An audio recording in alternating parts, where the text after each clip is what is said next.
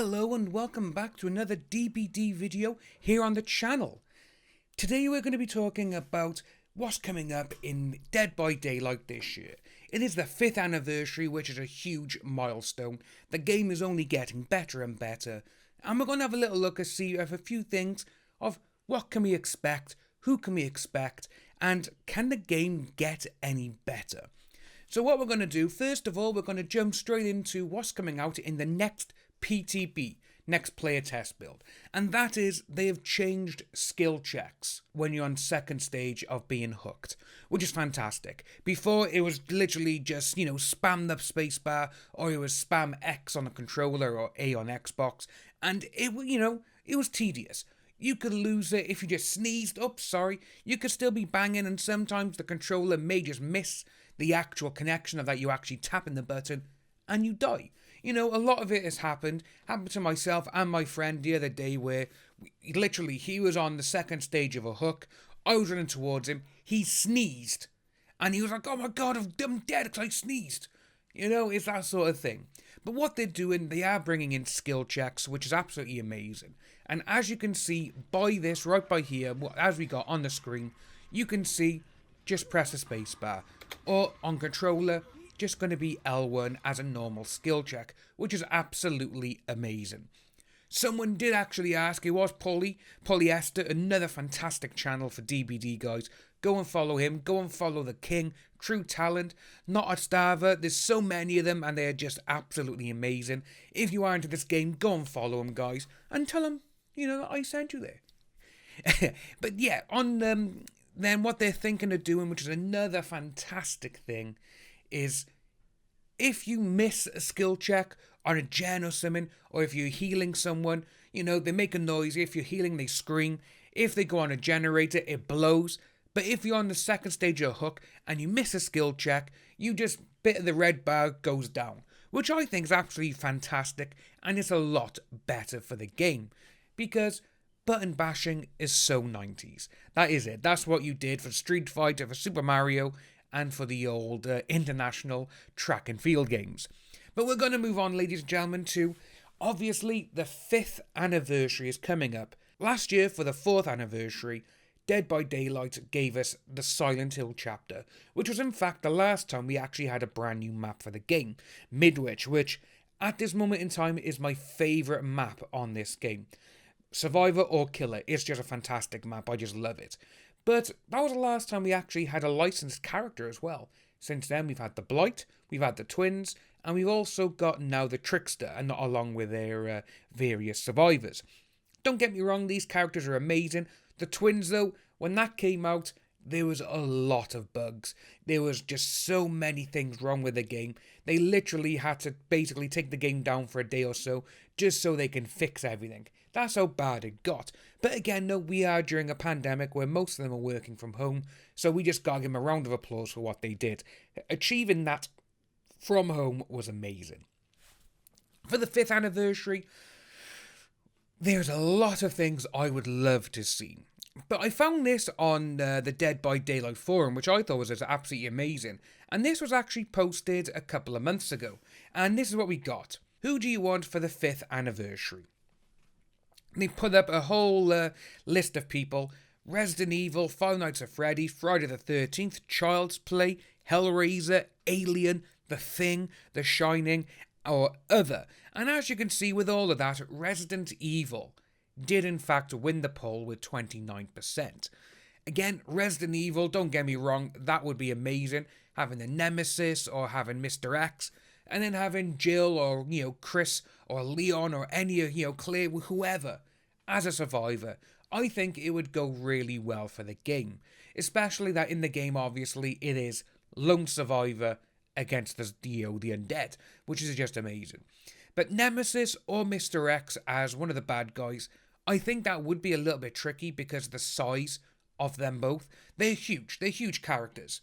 And if you look at the way of how all the other characters in DBD are, again, Leatherface, the cannibal, he's tall, Billy's tall, but you haven't got any tall characters.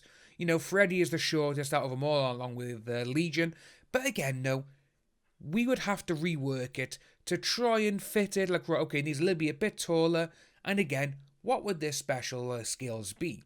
Because in Resident Evil, in the games, Mr. X and Nemesis, Nemesis got the rocket launcher and everything else. Mr. X, again, he just runs and, walks fast, I should say, and punches you. That's really it. What would you give him? That's one of the things that I would like to see. If it was implemented, what would they do? And their Moris could be absolutely incredible. But then you got Five Nights at Freddy's, which to me, I'm not really a fan of those games, so to me it's like, it'd be like that. Obviously, everyone wants Jason Voorhees from the Friday the 13th franchise in the game. If they had him, that would literally be the iconic slasher lineup of all the characters in one game. That would be absolutely tremendous. But obviously, at this moment in time, there's still a lawsuit going on, which is actually stopping Jason coming over into the game. But fingers crossed that can get worked out somehow, and we could see him in a future installment. But again, no, that's why Friday the 13th, the game, did fail, because there's a lawsuit going on. They couldn't add anything new to the game, which sucks, because that game was actually quite fun. But then they go into Child's Play, for Chucky, with the twins, that could actually be we're going to throw the twins out there, see how a smaller killer works. And I think he works, pretty well. Victor works pretty well. And one of the things I was thinking about this the other day, with Chucky, they could make him a little bit taller than Victor. And what they could do is, when he's running and when he lunges, that could be Chucky's as well. But instead of just grabbing him and you're trying to get him off, Chucky could have a knife and Chucky could just be there going like that. That would be awesome. That would be so scary as well. Because you're kind of like catching, like, oh my god. A bit like Ready Player One. That would be awesome. Then they go into Hellraiser, who, out of everything, is the man I want in this game. I want Pinhead. That is the only thing I want. Because for me, Pinhead is the ultimate horror icon. For me, anyway. Coming from the UK, and obviously it is a UK production, Hellraiser is. Clive Barker is from England. And I absolutely love just the entire lore around Hellraiser. The Cenobites. You got Butterball, you got Chatterer, you got everyone, female Cenobite as I call her. But you got so many. Angelica, there's just so many they could choose from. They could be like Legion. You could have Pinhead as one. You could have the Chatterer as another one, Butterball, any of them. Because if you just got them and you just call them Cenobite, you haven't got to call them Pinhead or anything like that. You could just call them the Cenobites. And you can choose which one you want. That would be incredible.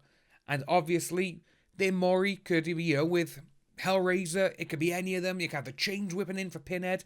You could obviously in from Hellraiser too now. Blizzards, they're going in chains that could rip them apart. Or if you're the Chatterer, you could just be there, just you're nattering down on him. There is so many amazing possibilities they could do with Hellraiser. But then, obviously, a lot of people want to see Alien in it, which, don't get me wrong, I think an Alien map would be incredible. Because obviously we have seen so many different places. We have seen Coldwind Farm. We have seen Gideon's meat plant from Saw. There is just so many possibilities. They could literally have like a haunted spaceship style. We got Midwich Elementary, we got that. Throw in the Nostradamus, and, throw in the ship from, LV-426 from the planet, and perfect, you got it there. You got a fantastic setup. Then it goes into The Thing, The Exorcist, The Shining, and other. With these ones, The Exorcist, you can't really have that because it's Regan, nothing else, Pazuzu, not really much. The Shining, I think The Shining would be very hard to do, mostly because it's just Jack Torrance, it's just Jack Nicholson, that is exactly what it is, not really that good. The Thing could be fantastic, because with The Thing, it could change into anyone. That's what I would absolutely love to see. You could have, say you chose The Thing as a character, and before you go in, you can choose, you can choose one or two different things, different characters you can morph into. Say there's a Claudette, I'll morph into Claudette. Or you could choose someone that's not even in it, and they could be like, well, wait a minute, That would be amazing. It would throw people off completely. And obviously, for their Furthermore, it could be like in the film when it opens up and it just feeds the guy down. That would be amazing. Then obviously, when you look at we have a whole list for the others. You could literally have any of the Universal monsters. You could have Dracula. You could have, the creature in the Black Lagoon. You can have Frankenstein's monster, the Wolfman, Invisible Man. You could have any of them. It would be so good. And if you model them, against their own kind of thing, for me personally, if it's an other, like if they want to make their own kind of one, I would love to see a werewolf. I would absolutely adore a werewolf in this game. And, they could, their power could be that they change into the wolf. That would just be killer. That would be so, so good. But ladies and gentlemen, there's tons of things coming on with this year. And so many things. You could also add Pennywise to this list. Which Pennywise and Candyman, they have been rumoured for so long. And Matthew Cote has even said his ideal and his most holy grail of character to get into this game is Pennywise, because he's a huge Stephen King fan. Pennywise could be fantastic. Again, a lot of people would be, like myself included, well, it's just another clown. But Pennywise is not a clown. That's just the embodiment he has chosen for this century or whatever, he could be anything. Imagine him changing into, again, one of the killers or one of the other survivors. They got to face their fear or whatever. It's like, is that really them? Do we work with them? Or is that actually Leatherface coming at me? You never know. That would be absolutely amazing. Because imagine, you're around a Coldwood Farm, you're on the headset, you hear your teammate, it's Leatherface. Oh my god. And all of a sudden, you see someone coming towards you, and it could be Freddy Krueger. What the hell? That would blow people's mind. That would just be absolutely fantastic. But ladies and gentlemen, thank you for watching. We're going to have a whole host of other DBD style videos coming in the next couple of weeks. We're going to look over quite a few different characters that we could think could come into the game, what I think they could be like, and we could see what your responses are going to be down in the comments.